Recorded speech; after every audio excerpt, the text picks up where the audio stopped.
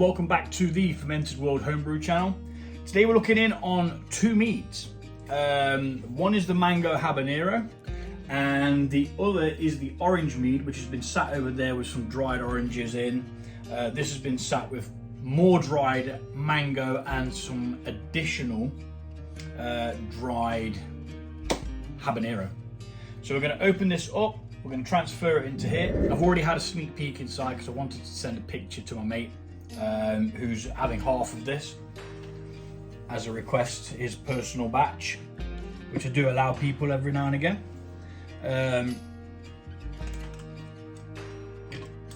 So here we go.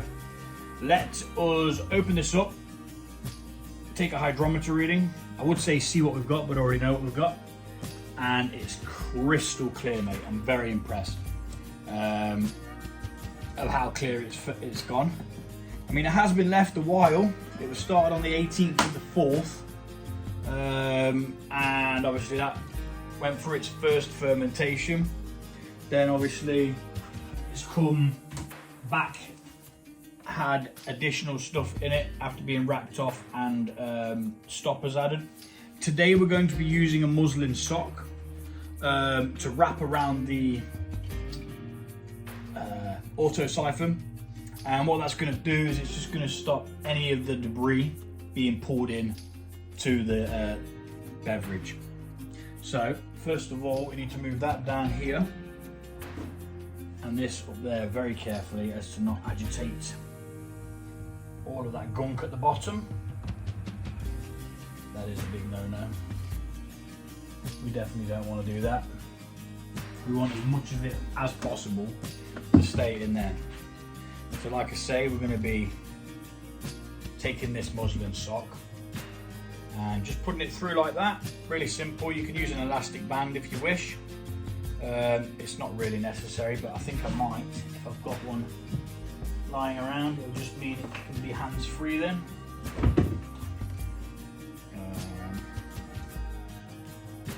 Figure out how to do it. Be a bit difficult.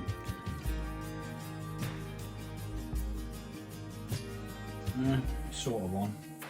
And as I say, we're going to transfer this over into this bigger bucket, which we're then going to bottle from. Dodging all the lees that's collected at the bottom and leaving behind the fruit and the chili that's left. Simplex.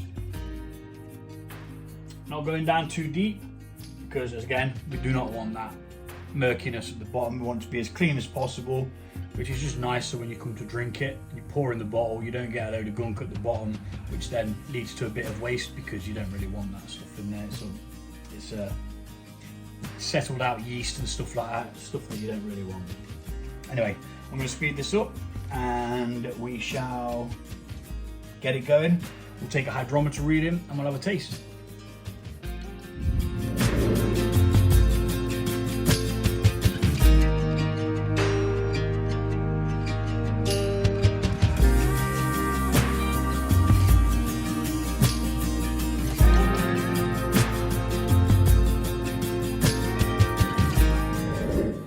And it was going too well, so obviously I had to pick up loads of the lees from the bottom, and then I was looking at it and there was just too much left in there.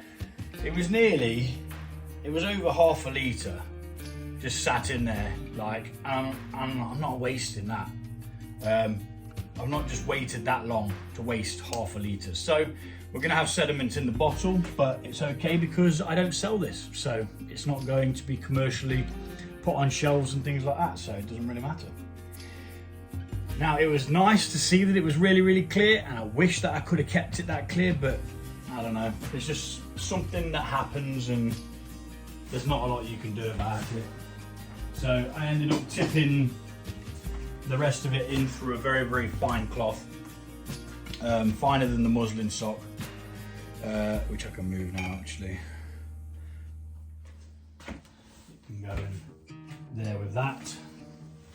And then we're gonna have a quick taste, although it's got crap floating around in it now. but you know, we've got to taste it, see where it's at. If by rights, this was started at 1.110, it went dry. So I shall tell you what the percentage is in a minute. It's probably in the other video that I did before adding the stoppers, but it definitely stopped. There's been no activity, which is good. So I'm not even going to bother taking another hydrometer reading. I'm just going to do a little taste. We wanted more mango and more spice.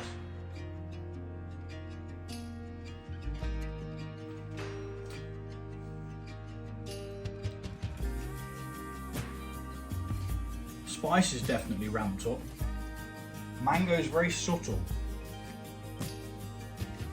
Doesn't even seem to be a great deal of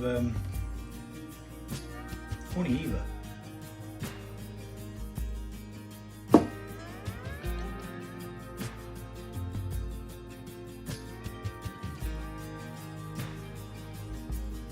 Definitely mango.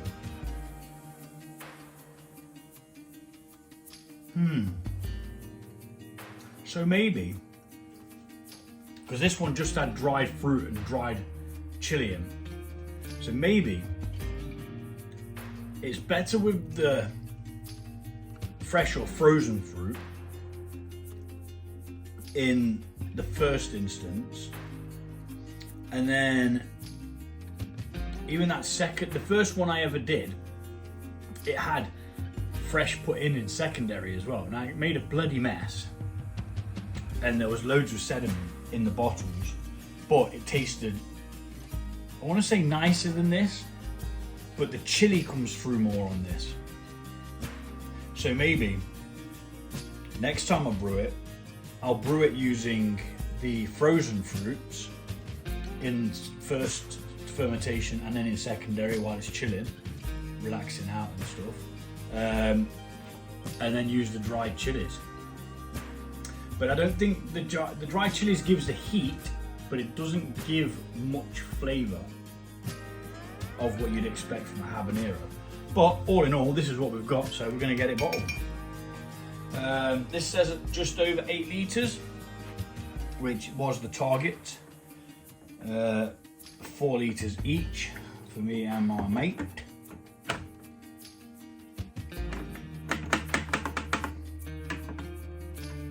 And the minimal loss, because obviously I've just dumped it in here. Like, don't care. So I'm going to prime this and get some liquid going through the tubing. And what this does is it starts it off well, meaning that we'll be able to siphon it a lot easier. But this needs to hoy up here. That needs to behave itself and stay there. And then we're going to proceed to bottle with 8 of these, which have all been washed and sterilised. Get the glass out of the way. If you want to know what my washing and sterilising regime is, do drop a comment down below and I shall talk you through it. It'll just be a message though. I have tried videoing it before, but it just becomes very cumbersome because my phone always falls in the water. And then there's loads of swearing and I can't use the footage because I just have a bit of a Mardy. But I can talk you through it, definitely. I'll be happy to do that. So, bottle 1. Hold it down until it comes through freely. And then you'll see what I mean by it picked up a bit of the murkiness. Not as crystal clear now, but that'll settle out within the month that we're going to sit it in a cooler environment to chill. Not chill as in like go cold, but just to mellow out, relax, and everything just be in its final place. Pardon me. And then in a month's time, we'll drink some. Definitely drink some. I mean, it's nice. It is nice, but it's not as nice as the other one was.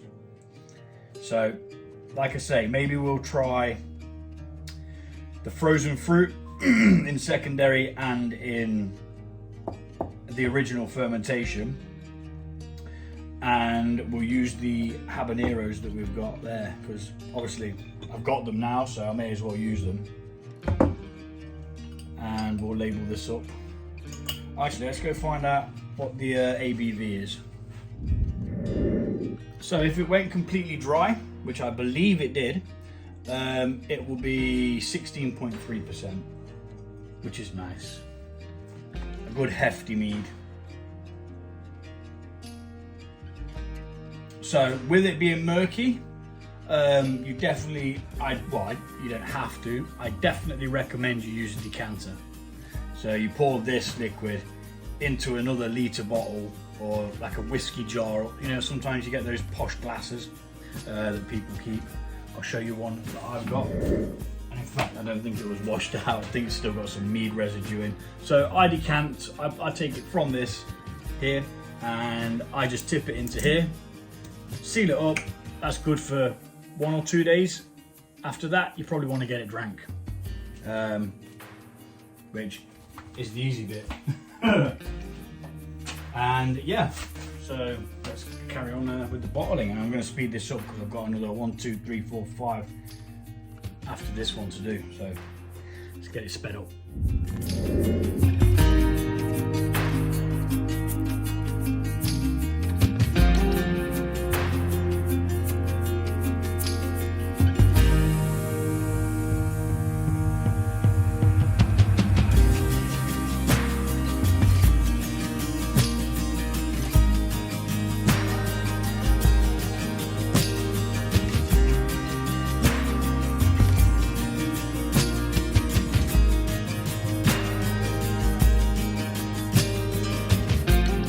Okay, so we have got 8 litres. Now there is about, there's probably not even enough to fill half a litre bottle. We could probably try, but if it doesn't work, I'm not going to do it on camera because it's a right pain in the arse. If it doesn't work, I'll just drink it later on, yeast and all, and deal with the repercussions of that later. But I'm definitely not about to waste it. But yeah, we've got 9 litres to speak of. So 4 for me, 4 for a friend. And yeah, in 1 month's time, it'll be ready. We're gonna get it labelled up with its name, the date it was bottled, and what the ABV is. And that's pretty much the first part of today's video. Next part's coming up, which is going to be the orange mead. So until then, toodaloo.